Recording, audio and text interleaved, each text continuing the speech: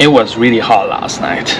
Well, I can feel the hotness. It came from the ground and penetrate every square inch of my body. It made me so hard to fall asleep at night, and also made me anxious. I guess that only tells one thing. This summer is coming.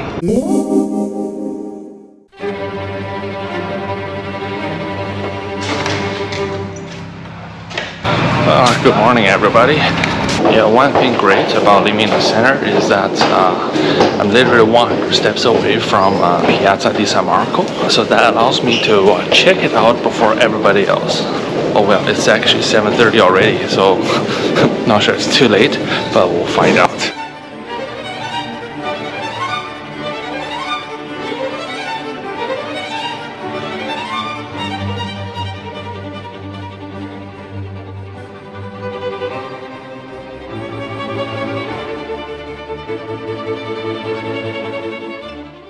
Wow, it's totally empty. Well, not exactly. But the piazza was empty enough for me. Now you know the magic time to see Piazza di San Marco. First thing in the morning, before the day trippers and tour groups arrive. Then you'll be rewarded with something most tourists and 99% of those who accuse Venice of being an overcrowded tourist trap never get to see. The most enchanting version of Piazza di San Marco, like how you often see on postcards. Yeah, I chose to pay big bucks to stay in Venice just for moments like this. After spending quite some time admiring the rare views of a relatively empty Piazza di San Marco, let's kick off our itinerary today.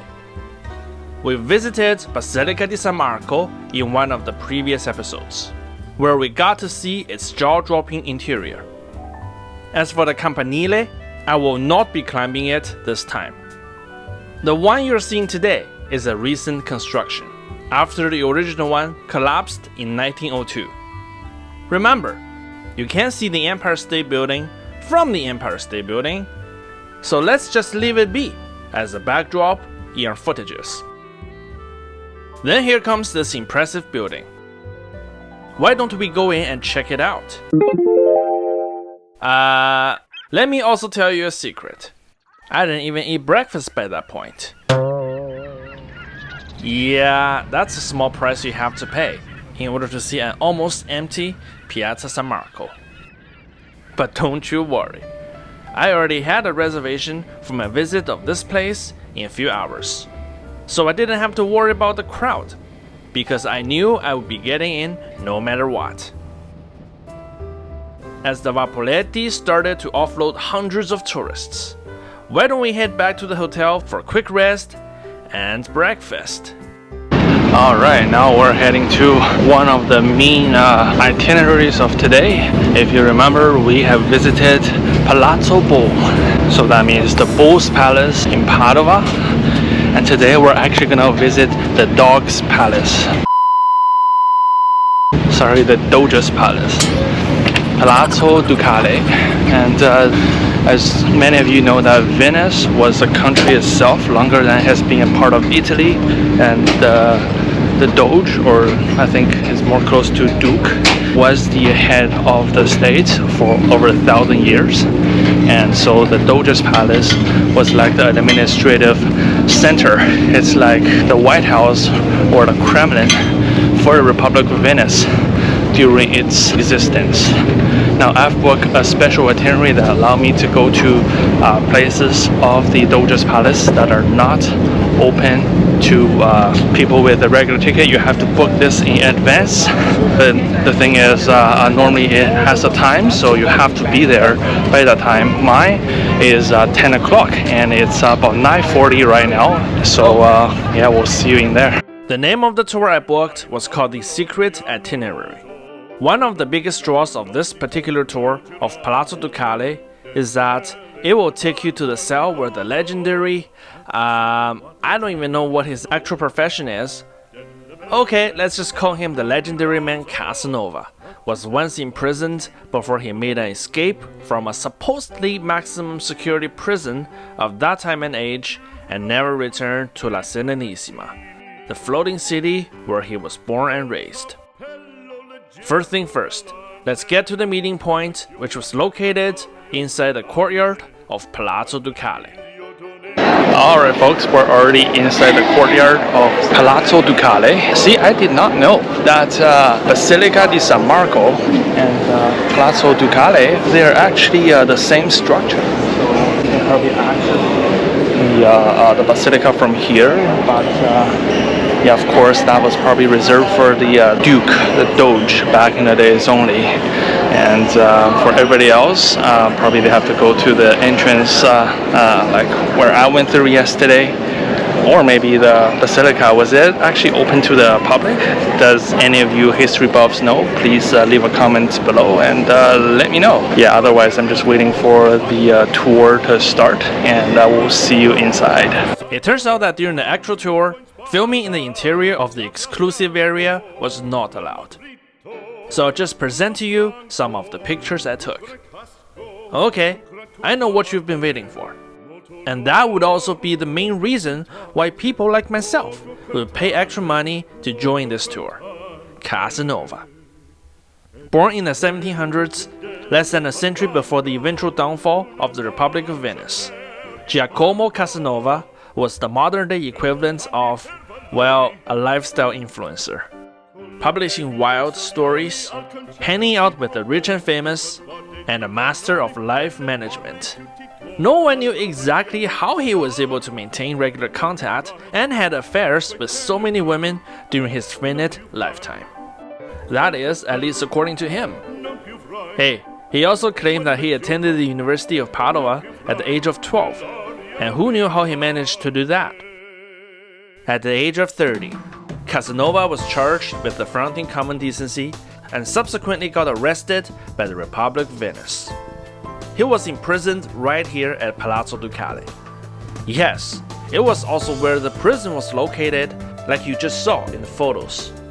Casanova, however, got some special treatments as he was locked in a separate section. Some say Casanova was no regular inmate, and the real reason why he got arrested was because he was spying for rival nations of Venice. Anyways, think about this. How hard it is to escape from a reserved area of a prison located on a series of islands that are in the middle of a lagoon?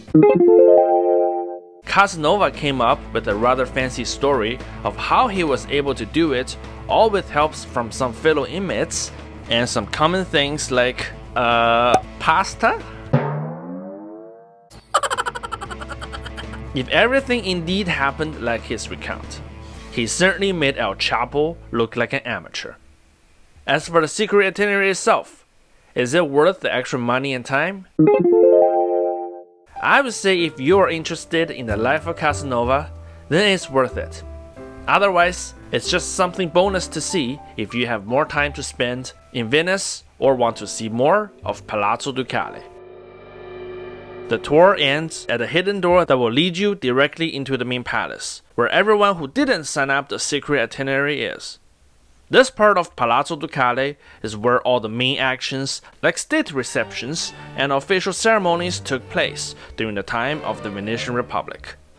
As you can see, the luxurious decorations could easily rival that of the Palace of Versailles or the Louvre, showing the tremendous wealth of Venice in the past, especially after the sack of Constantinople under the leadership of Doge Enrico Dandolo, one of the more well-known figures who worked and lived in this very building you see.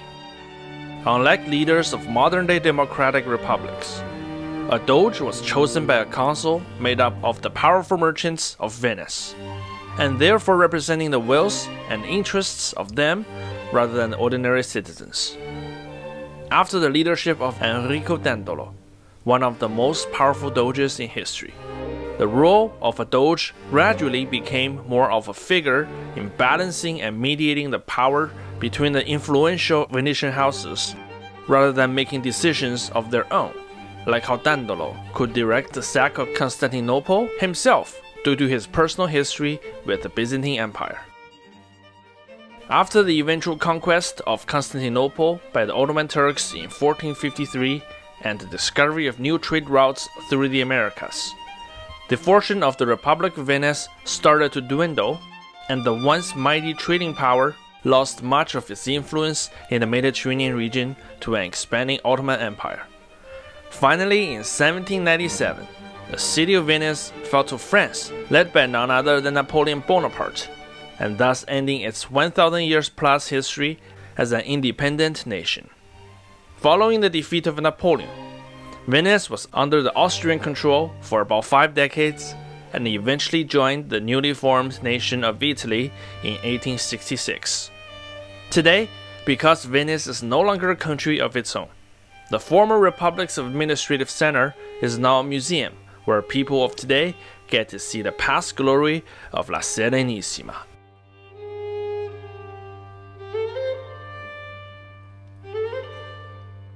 Then here comes the most impressive chamber in the entire palace, the Chamber of the Great Council. This was where the influential Venetian merchant houses gather and make decisions on important matters of the Republic through voting. The room next to it, the Chamber of Scrutiny, was where the votes were counted.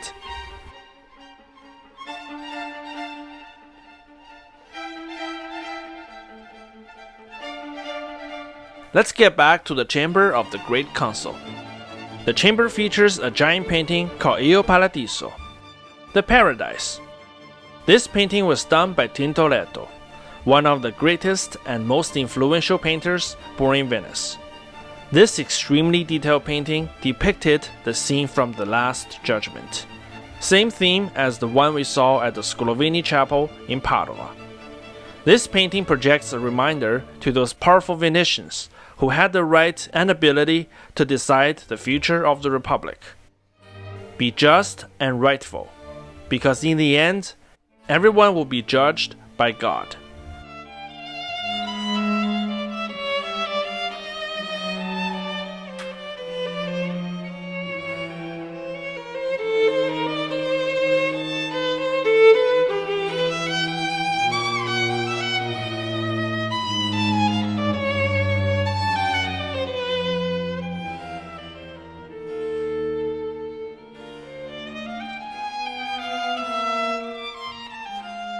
The final section of our Palazzo Ducale tour will be the main prison.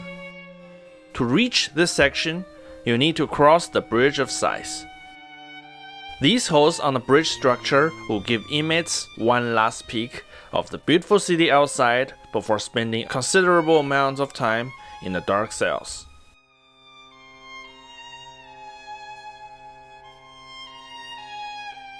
Guess what do most of them do? Well, they sigh. Because who knew when would be the next time they would see freedom again? Maybe never. This section is pretty similar to what we saw in Casanova's section during the Secret Itinerary. But hey, Casanova never crossed this bridge, nor did he sigh. I guess maybe he knew that he would escape from there since day one of his imprisonment? Alright, that's already a conspiracy theory that no one cares. Maybe it's time we stop right here. Our Venice adventure will continue as we keep exploring the city of canals. What else will we see? Follow me to the next episode.